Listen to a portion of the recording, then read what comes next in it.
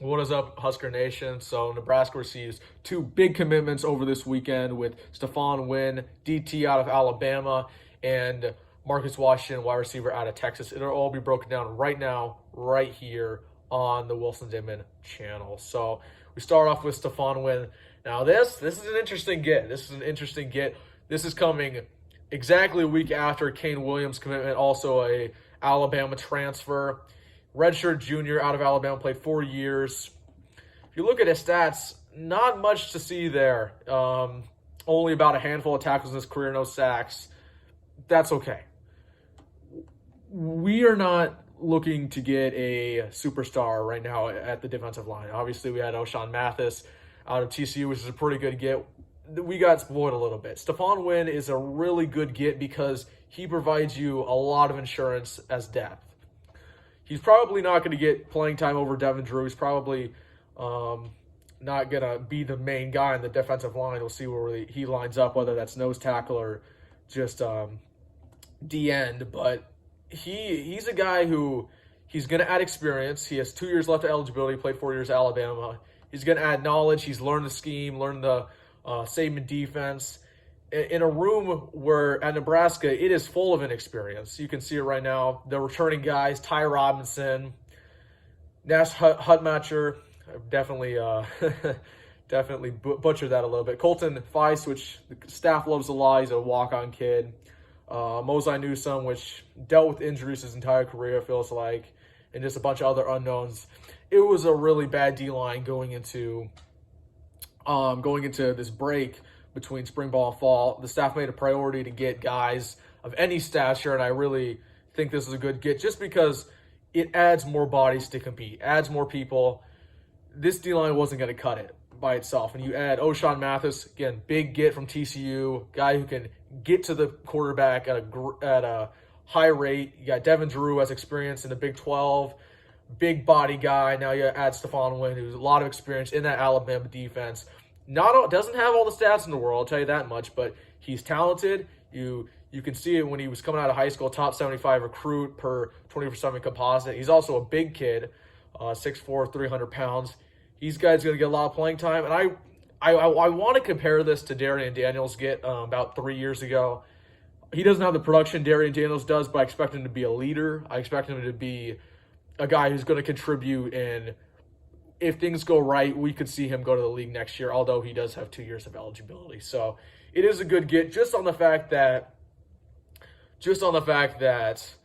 we needed more bodies on the defensive line.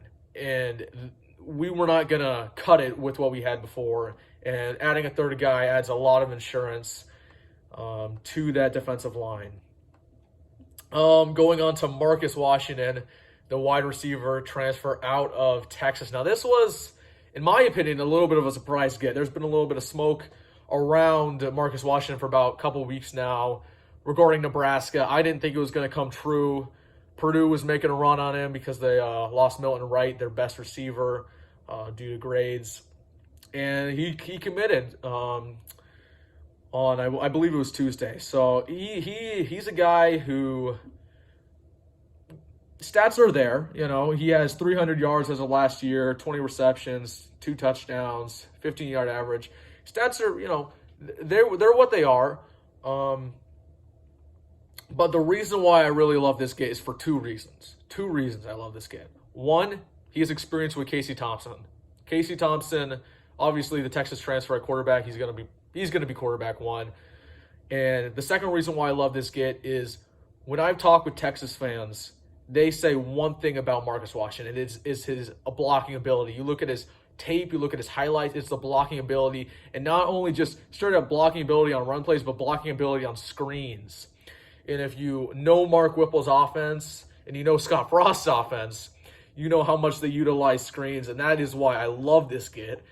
He's not a flashy, he's not a guy who boasts 1,000 yards. He's not a guy that we're going to expect to do that. He's a guy that can block at a great level and also be a threat in the passing game. We've had guys who were playing just because of blocking, like Wyatt Lever, but don't get it done in the passing game. He's a guy who could be the best wide receiver blocker on the team and also be a threat in the pass game, and that's something that we have needed for a while because, as you can probably tell, the fans were not very happy with Wyatt Lever and Levi Falk and guys like that getting playing time because they didn't contribute anything in the passing game. They were just being played because they work hard and that they're good blockers.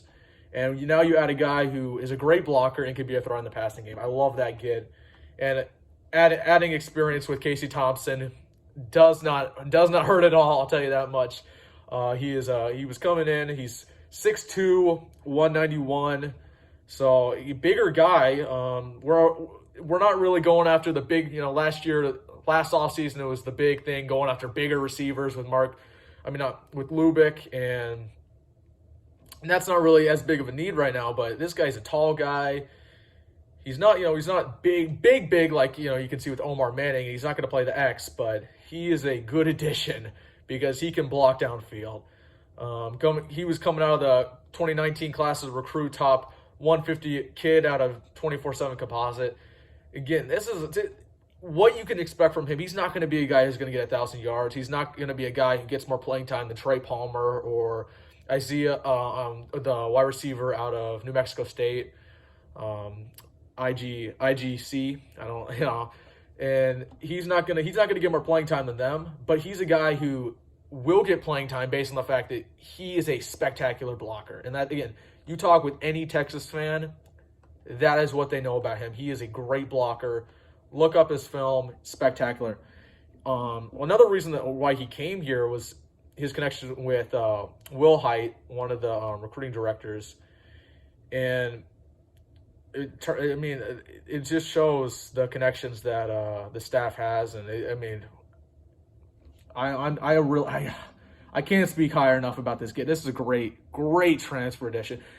And it looks like we're locked and loaded for 2022. I think Marcus Washington I can say this with confidence that he was Xavier Betts' replacement. Xavier Betts will not be joining this football team in 2022. I think the roster is locked and loaded. For better or worse, I think we could have won after another O-lineman, another tight end, but it's locked and loaded. We're 3 players over the cap right now. We're at 88 scholarship players. The cap is 85, so we need to drop a couple guys. My predictions for that don't really matter, but I would expect an O-lineman to be dropped, specifically one who hasn't done anything. Cough, cough. Michael Lynn would probably be one of those guys. Stepp could transfer, and I could expect Mosai Newsome to probably leave on the D-line. So those are guys that I could expect to leave due to us just not having enough scholarships on those guys. The staff is saying, hey, you got to get out of here. I'm just saving them. So that is my breakdown. I like both gets. I really do, and I think it's pretty evident that the staff is done. The staff is done. We're already 3 scholarships over. They're not going to push it anymore. There's been some recent smoke about a JUCO defensive tackle. I can't remember his name off the top of my head, but I don't know if that comes through or not. But all I know is that the roster's locked and loaded. I think both these gets are spectacular. Marcus Washington, again, Texas transfer. He's a guy who is just, again, if I want you to take something away from this, great blocker. He's going to work hard. He has a couple years of eligibility left. Big guy. He's not going to play the most, but he's going to be on the field, and he's going to be a spectacular blocker. And Stephon Wynn, just another depth piece on that D-line. More competition. The way we want our trenches is that we want competition at every angle, every position, and that is what we are doing with that get. So, again, both really good gets, both really good pieces of this team. I'm really looking forward to us starting fall ball in a couple months and just see how this transfer portal class shakes out. Maybe we do get one more guy. Maybe a couple guys transfer. Maybe, I don't know. Maybe we get a surprise transfer too. Maybe the high school recruiting gets a little out of whack and we see that. But that's what you can expect from this channel if we get any more transfers, any decommits, any guys leaving, any big news surrounding the program.